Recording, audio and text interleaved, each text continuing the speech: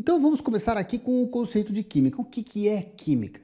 A química estuda a matéria, a transformação da matéria e as energias envolvidas nessa transformação. Por exemplo, assim, eu tenho uma folha de papel, matéria. Eu queimo essa folha de papel, eu dou uma energia para essa matéria ser transformada. E em que ela se transformou, ok? Isso é química, tá? Tudo que fala sobre matéria, energia, transformação da matéria é química. Bom, então vamos ver a estrutura da matéria. Bom, a gente sabe o seguinte, nós temos aqui uma gota d'água que é a nossa matéria. Essa gota d'água é composta de moléculas. Então a gota d'água tem várias moléculas interligadas ali. E a gente tem, dentro de cada molécula, nós temos os átomos. Então, por exemplo, a água, que é o H2O, tem hidrogênio e oxigênio. Tem um átomo de oxigênio e dois átomos de hidrogênio. Esses átomos aqui, gente, ó, teriam esse formato aqui, ó. Vejam que, na realidade, cada átomo tem os elétrons, né? E tem o núcleo. Dentro do núcleo nós temos os prótons e nêutrons, né?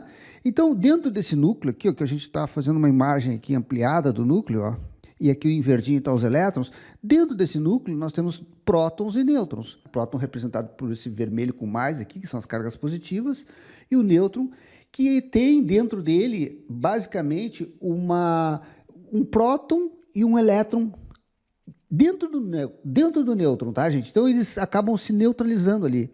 Tem um antineutrino ali também, mas dentro do nêutron a gente também tem essas partículas aqui, que nós vamos estudar mais adiante, tá? Isso aqui não é muito importante para a aula de hoje, aliás, não é nada importante, é zero para a aula de hoje. Hoje nós vamos falar sobre a matéria e a composição da matéria aqui, os átomos e tudo mais. Muito bem. E esses quarks aqui também eu não vou falar sobre isso hoje, só bem mais adiante, na outra parte de física nuclear. Bom, então vamos lá entender os sistemas materiais. Aqui sim começa a ficar muito importante a aula de hoje. Olha só, nós temos aqui, gente, as substâncias puras e as misturas. Quando a gente fala de substância pura, a gente tem uma divisão de simples e composta. E quando a gente fala de mistura, a gente tem uma divisão de homogênea e heterogênea. Como assim? Bom, vamos ver o seguinte, ó. Vamos entender que eu tenho uma substância pura. O que é uma substância pura, gente? Olha, imaginem só que eu tenho aqui um recipiente onde eu consiga colocar só hidrogênio, tá? Bom, se eu só tenho átomos de hidrogênio aqui, H2, eu tenho uma substância pura, muito bem. Mas ela é uma substância pura simples. Por que ela é simples? Porque ela não tem outro átomo que não seja o hidrogênio aqui. Quando eu tenho, por exemplo, um recipiente onde eu consigo colocar H2O, ou água, e aí, vejam só, eu tenho também aqui uma substância pura. Então, ambos são substância pura. A diferença é que essa aqui é uma substância pura composta, já que ela tem átomos de oxigênio e átomos de hidrogênio junto. Então, a representação aqui do átomo de oxigênio, aqui, ó, em amarelo, e os dois átomos menores de hidrogênio aqui em azul, né? Então, vejam que os dois recipientes só têm uma substância, tá? Uma substância, por isso que ela é substância pura. Bom, então, por exemplo, um copo d'água não é uma substância pura e a gente vai ver por quê? Porque além da água tem outras coisas. Aí a gente tem o quê? A gente tem uma mistura. Bom, então vejam aqui, ó, a composição do ar. O que eu tenho no ar? Eu tenho hidrogênio, eu tenho oxigênio, eu tenho a água, a umidade, né? O ar tem, né, H2O na forma gasosa. Enfim, o ar tem CO2, o ar tem poluição. Tudo isso aqui é uma mistura, tá? É uma mistura homogênea. Por que ela é uma mistura homogênea? Porque eu não consigo olhar para o ar e verificar, ali está o hidrogênio, ali está o oxigênio. Então, por isso que ela é homogênea. Agora aqui, na mistura heterogênea, a ideia é diferente. Observem que eu tenho moléculas aqui, mas eu consigo visualizar as duas camadas no mínimo. Então, por exemplo, se eu tenho assim, água e areia, eu consigo enxergar a água e consigo enxergar a areia no fundo. Então, eu tenho a água visualmente e a areia no fundo. Eu consigo enxergar essas duas fases. Logo, eu tenho aqui uma mistura heterogênea. Então, qual a diferença dessas misturas aqui? Uma é mistura homogênea, onde eu não consigo enxergar. Então, por exemplo, se eu tenho lá água e álcool, tá? Dentro dessa mistura, eu não consigo enxergar a água e o álcool separadamente, tá? Não tem, o álcool vai se misturar, o álcool vai se misturar ali com a água completamente. Então, eu vou ver uma fase só. Quando eu falo em fase, é como ela é apresentada, como essa mistura é apresentada. Ela é apresentada de uma forma só. Olha só, água e álcool. não tem como tu distinguir o álcool e a água, então é uma mistura homogênea. Água e areia. Opa, eu vejo a água e vejo a areia, então é uma mistura heterogênea. Agora a gente vai ver aqui alguns exemplos para a gente entender bem direitinho qual a diferença entre mistura homogênea e mistura heterogênea. Observe só esse vidro aqui que tem um líquido ali incolor e a gente não está enxergando duas fases, a gente enxerga uma fase só, né? Mas eu tenho ali álcool com água. Álcool hidratado é álcool com água. Então, esse álcool com água, observe, eu não enxergo o álcool num cantinho, a água no outro, né? Então, eu tenho dois componentes. Eu tenho o álcool e a água. E uma fase apenas. O soro caseiro é a mesma coisa. O que é o soro, gente? Bom, o soro já é uma mistura homogênea, porque eu pego o sal, diluo na água, pego o açúcar, diluo na água. Então, eu tenho três componentes ali. Eu tenho a água, o sal e o açúcar. Então, eu tenho três componentes, mas eu continuo com uma fase. Então, essas duas aqui são misturas homogêneas. Agora, vejam só aqui, ó. Nessa situação aqui de baixo, ó, eu tenho aqui água e gelo. Então, a água e gelo, eu tenho um cubo de gelo ali e água líquida. Então, logo, nesse caso aqui, eu tenho aqui duas fases e um componente único, que é a água, o H2O, né? A água líquida e a água sólida é a mesma coisa, é a mesma substância. Mas eu tenho, então, uma mistura heterogênea do mesmo componente, tá?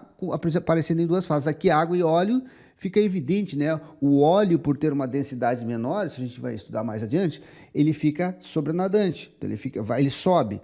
E a água, por ele ser mais denso, né? Ter mais massa por unidade de volume do que o óleo, ele fica embaixo na mistura. Então, a gente enxerga os dois componentes, a gente enxerga o óleo e a gente enxerga a água, e aí a gente tem, então, duas fases e nós temos dois componentes. Vejam que aqui é um exemplo de mistura heterogênea, tá? Bem simples e fácil. Então, vamos resolver aqui uma questãozinha para vocês entenderem, ó. Um sistema é formado por água líquida, ó, água líquida, uma fase aqui e um componente. Açúcar dissolvido, está na mesma fase, açúcar dissolvido, mas já é o segundo componente. Gelo, opa, ainda é o mesmo componente da água líquida, mas ele já apareceu na outra fase. Álcool comum fica junto com a água ali, né? A limalha de ferro e o carvão são substâncias sólidas, a limalha de ferro é bem diferente do carvão, então ali, claro que eles vão ficar em duas fases distintas, né? Então, basicamente, olha só, eu tenho ali o gelo sobrenadante, a água, o açúcar dissolvido aqui, numa fase, e a limalha de ferro e o carvão aqui separados, né? Então, observe que eu tenho aqui, ó, o que eu quero saber? O sistema é formado por quantas fases? Bom, eu tenho a fase gelo, a fase álcool, açúcar e água dissolvidos, né? Tudo dissolvido ali, o açúcar dissolvido no álcool, no açúcar, e a limalha de ferro e o carvão, mais duas fases. Então, tem duas fases aqui e uma aqui. São quatro fases aqui, a nossa resposta é a letra D. Mais uma questãozinha aqui, ó. Em um sistema fechado que contém água líquida, sal de cozinha dissolvido, sal de cozinha não dissolvido, ó. Então, o sal aqui é o mesmo componente, mas um está dissolvido em água, outra parte não está dissolvida em água. 2 cubos de gelo, opa, apareceu uma outra fase, né? E gases, nitrogênio e oxigênio. Esses gases aqui, eles vão aparecer numa fase única, tá? Mas eles são dois componentes diferentes. Então, o que a gente tem aqui, ó? Ó, oxigênio e nitrogênio que estão aqui fora, tá? Então, estão numa fase diferente. O gelo, outra fase. Então, aqui, ó, uma fase, a fase gasosa, a fase do gelo, duas fases, a fase que está líquida ali, onde tem uma água com sal aqui dissolvido, e o sal não dissolvido. Então, tem, ó, 4 fases, né? E quantos componentes? Eu tenho oxigênio, nitrogênio, a água, que é o mesmo componente do gelo, o sal, né? Que está uma parte dissolvida, outra parte não dissolvida. Então, eu teria 4 componentes. Então, são 4 componentes e 4 fases. Bem fácil de entender, né? Aqui, gente, mais adiante a gente vai estudar a estrutura atômica, né? E a gente tem que entender que as moléculas, elas se agrupam de formas diferentes dentro da natureza. Então, a gente tem vários tipos de carbono, carbono grafite, carbono diamante, o fulereno. Então, a gente vai estudar mais adiante algumas variações dessas do carbono aqui. Mas, na aula de hoje, eu quero mostrar para vocês o que são alótropos. Alótropos são quando a gente tem um mesmo elemento e esse elemento ele se arruma espacialmente diferente, de forma diferente. Então, a arrumação dele espacial, eles se conectam um carbono com o outro, ele vai formar uma substância. Teoricamente, se tu olhar, são coisas bem diferentes, mas é o mesmo elemento. Então, o carbono diamante, que é da pedra preciosa, onde a gente usa em anéis e tal, ele tem esse formato aqui, se agrupam dessa forma aqui, ó. O carbono grafite, que é o carbono que a gente usa para o lápis, ó, olha como é que ele se agrupa, os átomos de carbono. E a mesma estrutura. Então, a gente diz que elementos diferentes formam estruturas espaciais diferentes, formando, parece que são substâncias diferentes, né? Só que a gente tem o mesmo elemento. Então, isso a gente chama de alótropos. Então, a gente tem exemplos de alótropos, o enxofre rômbico, o enxofre monoclínico, o fósforo branco, o fósforo vermelho. Outro exemplo aqui de alotropia é a variação na atomicidade. Aqui eu estou mostrando para vocês que é na arrumação de átomos, como eles formam espacialmente. Aqui eu estou mostrando para vocês na atomicidade. Então, o oxigênio, quando ele se conecta com outro oxigênio, ele forma o O2. Agora, eu posso pegar essa molécula de O2 e conectar com outro átomo de oxigênio, formando o O3. Então, esse aqui é um fenômeno que um elemento químico, apenas um elemento químico, pode originar substâncias químicas diferentes, que é o caso aqui, apenas aqui com 2 elementos, aqui com 3. O oxigênio normal e o ozônio, que fica numa camada, né? A gente tem o oxigênio um pouco mais embaixo, o ozônio um pouco mais em cima, a nossa camada da atmosfera. Então, chegamos ao final de mais uma aulinha. Na próxima aula, a gente vai falar sobre os fenômenos físicos e químicos, que é uma questãozinha muito cobrada nas provas, principalmente Enem, tá bom? Então, até lá.